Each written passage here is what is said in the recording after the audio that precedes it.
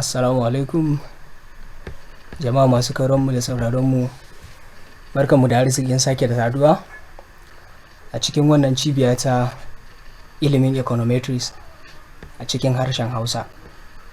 Idan an lura za a ga cewa a wancan bidiyo da ya gabata mun gwada yadda ake ɗaura data akan EBUS 9. Yau kuma insha Allahu za mu gwada bidiyo yadda ake maida variable daga asalin sana variable a maida shi ya koma log. Abinda ake nufi da turanci shine how to log a variable, yadda zaka login variable ka maida shi into natural log form. Misali in an lura za a ga ina da COP, abinda COP yake nufi crude oil price, ina da kuma EXC yana nufin exchange rate, ina da FDI yana nufin foreign direct investment, sannan ina da GDPC yana nufin GDP per capital, sannan ina da OREV yana nufin oil revenue. Wannan shine residual namu, euro term kenan. Wannan kuma shine number of years. Wannan C din kuma yana nufin constant kenan. A yadda dai zamu fara shine zamu ce sai mu je quick, ga quick nan sai mu clicking, sai mu zo nan din nan da aka rubuta generate series sai mu clicking. Idan muka yi clicking wannan trading zai bude haka, to sai mu fara ce L. Idan muka rubuta L za mu ga cewa ga variables sun fito. Misali sai mu ɗauki wannan COP crude oil price sai mu clicking, shikenan zai hau, ko kuma mu ce COP. Idan muka rubuta shi ya zama na LCOP, muna nufin ita wannan software na EBUS ta gane cewa LCOP shi ake nufi da, sai ka ce equal to, sai ka rubuta log, sai ka yi open bracket, sai ka rubuta sunan variable din COP, sai ka yi closing bracket. Idan kai haka ka gwada ma EBUS cewa ta gane duk inda LCOP yake ana nufin natural log of crude oil price. Shikenan sai ka danna OK.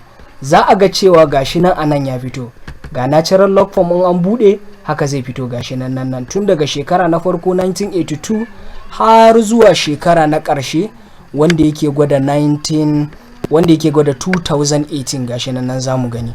Idan muka rufe shi sai mu ce to mun login din guda daya, sai mu sake komawa quick, sai mu shiga generate series. Wannan trend zai fito sai mu ce L, misali EXC, za mu login exchange rate kenan, is equal to log open bracket EXC close bracket, sai mu danna OK. Shi ma za mu ga gashi nan ya fito.